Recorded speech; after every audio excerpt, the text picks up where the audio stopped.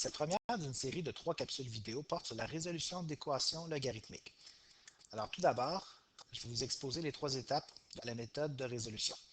Comme il s'agit d'équations qui contiennent des expressions logarithmiques, il y aura assurément comme étape nécessaire la vérification du domaine de l'équation, étant donné que lorsqu'on a une expression logarithmique, l'argument du logarithme doit être strictement plus grand que 0.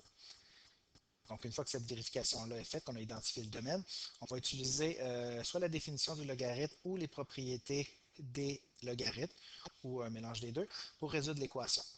Et lorsqu'on arrive à notre solution, on prend la peine de vérifier si les solutions trouvées font bel et bien partie du domaine de l'équation. Alors, on va commencer avec un premier exemple ici.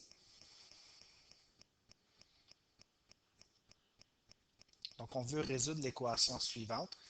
3 log en base 2 de 3x moins 5 moins 2 égale 10. Alors, si on s'attarde d'abord au domaine de l'équation. Donc, il faut s'assurer que l'argument du logarithme, donc soit ce qu'il y a à l'intérieur ici des parenthèses, alors on doit s'assurer que cette expression-là soit strictement positive, plus grand que 0. Alors, on va résoudre cette équation. 3x plus petit que 5, donc on envoie 5 de l'autre côté, et ensuite on va diviser par 3. Donc x, je disais plus petit, je voulais dire plus grand, évidemment, plus grand que 5 tiers. Alors on se retrouve à un domaine qui restreint aux valeurs supérieures à 5 tiers, donc de 5 tiers jusqu'à l'infini. Donc ceci étant dit, on peut maintenant s'attarder à la résolution de l'équation. Donc l'idée, ça va être en premier lieu de isoler l'expression qui contient le log.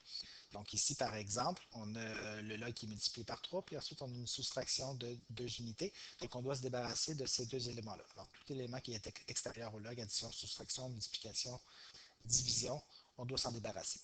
Donc commençons par envoyer le moins 2 de l'autre côté. Donc je vais additionner 2 de part et d'autre de mon équation. Ça va me donner ici 10 plus 2, 12. En deuxième lieu, je vais me débarrasser de mon 3. Donc je vais diviser par 3 des deux côtés. Donc ça me laisse ici mon log est égal à 12 divisé par 3, 4. Lorsqu'on est rendu à cette étape-là, on va devoir utiliser la définition du logarithme. Donc transformer l'expression logarithmique en expression exponentielle. Donc on a 3 éléments à replacer, le 2, l'expression 3x moins 5 et le 4, sous une forme équivalente qui sera cette fois exponentielle. Alors, on va avoir une nouvelle équation, cette fois dans laquelle on va avoir une expression exponentielle dont la base va être la même que celle du logarithme, donc base 2. L'exposant ici, c'est le résultat du log, c'est-à-dire 4, et l'argument du logarithme se transpose de l'autre côté de l'égalité. Donc, je vous rappelle que la définition de logarithme en base 2 de 3x moins 5 égale 4. Donc, c'est dire que 4, c'est l'exposant qu'on doit attribuer à 2 pour obtenir 3x moins 5. Donc, 4, l'exposant qu'on attribue à 2 pour obtenir 3x moins 5. Donc, lorsque notre x, notre expression qui contient x, est dans un logarithme, donc si on le fait passer en mode exponentiel, il devrait être rendu seul de son côté de la nouvelle équation, donc sur le point de pouvoir être isolé. Alors, je vais continuer. Ici, je me retrouve avec une équation linéaire, 3x moins 5 égale 2 à la 4, c'est-à-dire 16. Donc, 3x égale, donc je vais additionner 5 des deux côtés, 21.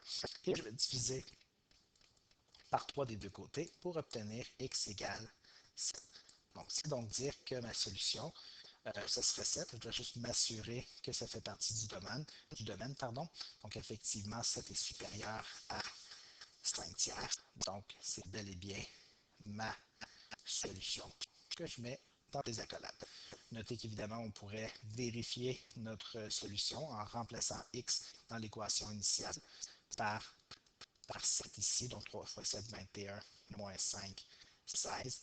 Log en base 2 de 16, c'est la réponse à la question quel exposant est-ce que je mets à 2 pour obtenir 16? Et la réponse est 4. Donc 2 à la 4 donne 16. Donc 4 ensuite fois 3, 12, moins 2, 10. Donc ça fonctionne. Donc évidemment, ici, je l'ai fait oralement avec des expressions un peu plus complexes. On aurait pu le faire par écrit et s'assurer que la vérification, que la validation vérifie notre solution.